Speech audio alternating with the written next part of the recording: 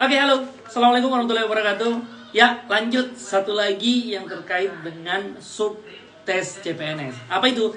TKP, tes karakteristik pribadi, atau biasa kita sebut dengan tes kepribadian. Ya, tes karakteristik pribadi ini terdiri, kisi-kisinya terdiri dari 6 bagian. Ya, yang pertama adalah pelayanan publik, ya. Bukan pelayan di sini, ya, pelayanan publik. Nah, pelayanan publik ini bertujuan mampu menampilkan perilaku keramah tamahan dalam bekerja yang efektif agar bisa memenuhi kebutuhan dan kepuasan orang lain sesuai dengan tugas dan wewenang yang dimiliki.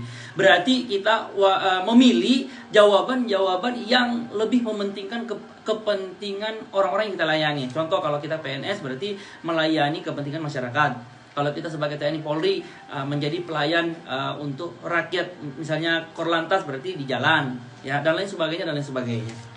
Ya, itu yang pertama. Yang kedua, jejaring kerja. Jejaring kerja ini tujuannya mampu membangun dan membina hubungan, bekerja sama, berbagi informasi dan berkolaborasi dengan orang lain secara efektif. Artinya apa? Jangan sampai kita kecenderungan kita lebih egois. Tapi kita usahakan memilih jawaban-jawaban yang mementingkan kerjasama tim, ya, karena sesuatu pekerjaan itu lebih efektif, lebih efisien kita kerjakan ketika dapat berkolaborasi dan bekerja sama dengan tim. Nah, kita lebih mementingkan memilih jawaban-jawaban yang seperti itu.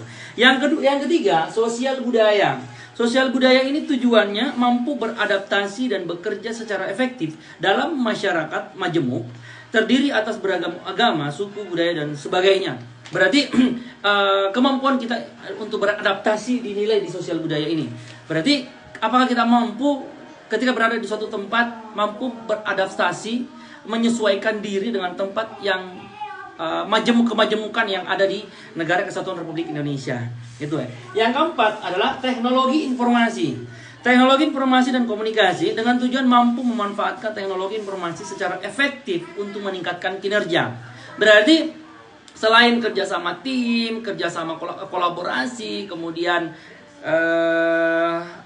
pelayanan, berarti kita juga dituntut untuk mampu memanfaatkan teknologi untuk efektivitas kerja kita. Nah, berarti ketika kita dihadapkan sebuah soal, berarti kita kemampuan kita untuk menggunakan informasi itu seperti apa? Itu yang dinilai di sini. Kemudian yang kelima, profesionalisme. Karena kita mau bekerja, berarti kita diuji profesionalisme kita, ya. Bertujuan mampu melaksanakan tugas dan fungsi sesuai dengan tuntutan jabatan.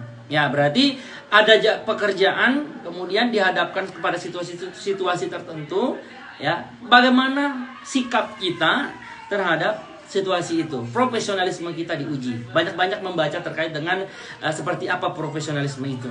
Yang terakhir adalah anti-radikalisme. Anti-radikalisme itu bertujuan menjaring informasi dari individu tentang pengetahuan terhadap anti-radikalisme, kecenderungan bersikap dan bertindak saat menanggapi stimulus dengan beberapa alternatif situasi.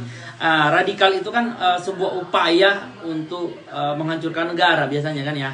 Ya, jadi bagaimana kita bersikap terhadap hal isu-isu yang mengancam eksistensi Negara Kesatuan Republik Indonesia. Nah, itu kurang lebih berkaitan dengan anti radikalisme. Ya, itu saja 6 kisi-kisi yang tercantum dalam